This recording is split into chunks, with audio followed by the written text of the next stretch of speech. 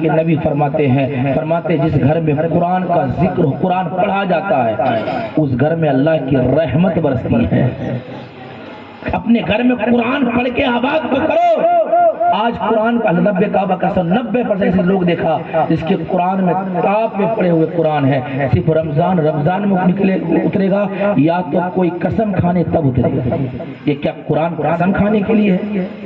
اپنے بیٹی کو دو دہیج میں قرآن دو تو بیٹی جب تک رہنا تو قرآن پڑھتے رہنا، جب تک رہنا تو قرآن پڑھتے رہنا، اور جو تمہاری ساس سسور ہے اسے ماں سمجھ کے خدمت بھی کرنا، مگر وہ ساس اپنے بہو کو بہو نہ سمجھے، بیٹی سمجھ کے اپنانا۔ اگر تمہارے بیٹی سے کوئی غلطی ہو جاتی ہے تو معاف کر دیتے ہو، اگر بہو سے ہو جائے تو بہو کو بھی معاف کر دیا کرو۔ وہ بھی کسی کی لکڑی جگر ہے، وہ بھی کسی کے نور نظر ہے، وہ پوس پال کر کے ایجوکیشن دے کر کے تیرے گھر میں شادی کر کے بھیج دے۔ اللہ بھیج دیتے ہیں، رب کعبہ قسم جب اسے کوئی ہو تو اسے تانا دیتے ہیں۔ اللہ اگر تو کسی کی بیٹی کو سکھ دو گے، رب کعبہ قسم اللہ تیرے بیٹی کو سکھ عطا فرمائے گا۔ تو اپنے بہو کو سکھ تو دے تو اللہ تیرے بیٹی کو بھی سکھ عطا فرمائے گا۔ تو کسی کی بیٹی کو پریشان کرتے ہو، کسی کی بیٹی کو زبردستی تانا دیتے ہو، کسی کی بیٹی کے خلاف اب شوہر کو بھرتے ہو، کیا تمہاری یہ حالت ہے؟ تم آج کسی کے رشتے کو توڑو گے، آج کسی رشتے کو قطع کرو گے، رب کن قریب تیرے بیٹی کا بھی رشتہ اسی طرح ٹوٹے گا۔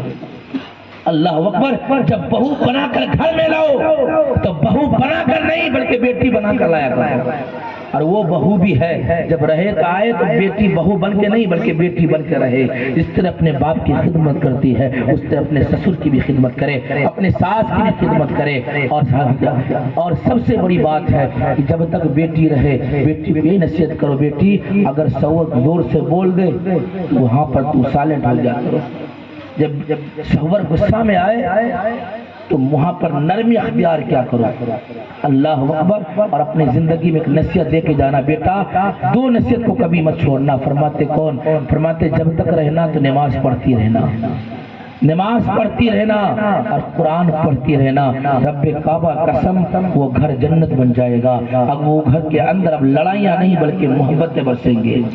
اس لیے اپنی زندگی کو اللہ اس کے رسول کے واسطے بدلو، دنیا کے طریقہ چھوڑ کر پیغمبر کے طریقے پہ لاؤ۔ اللہ اکبر۔ جب بندہ اللہ کے قریب ہو جاتا ہے، جب بندہ ہاتھ اٹھاتا ہے تو اللہ اس کی دعاؤں کو رد نہیں فرماتا ہے، اس کی دعاؤں کو رد نہیں فرماتا۔ جب بندہ ہر انسان کہتا میں رب کا بندہ، ہر انسان کہتا میں رب کا بندہ، پروفیسر کہے میں رب کا بندہ، لیکچرار کہے میں رب کا بندہ، مفتی کہے میں رب کا بندہ، نقیب کہے میں رب کا بندہ، طبیب کہے میں رب کا بندہ، سب کہے رب کا بندہ۔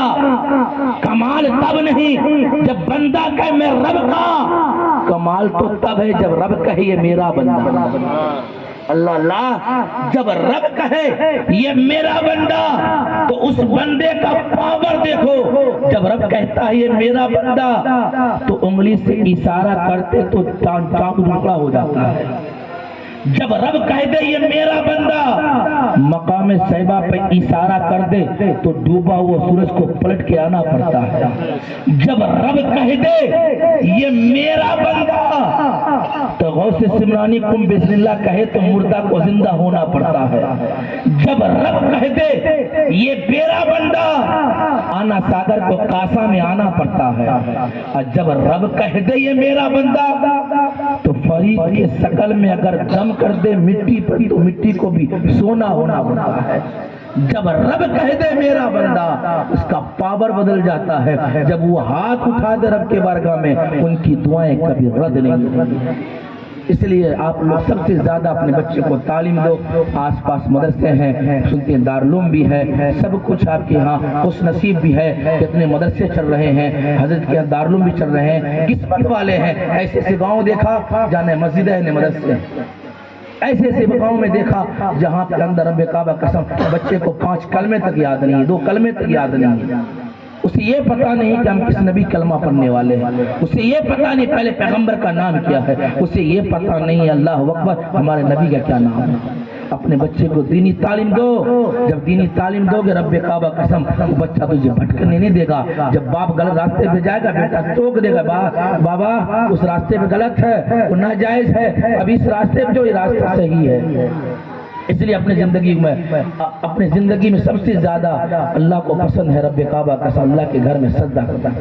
یہ بندہ سجدہ کرتا ہے رب کعبہ قسم اللہ 70 ماؤں سے زیادہ اپنے بندوں سے پیار کرتا ہے. جب بندہ رب کے بارگاہ میں رو رو کے دعائیں مانگتا ہے, توبہ کرتا ہے, اللہ اس کے گناہوں کو معاف فرما دیتا ہے. اس لیے نماز پر اپنے بچے کو دینی تعلیم دو. مولا کریم جو کہنے سننے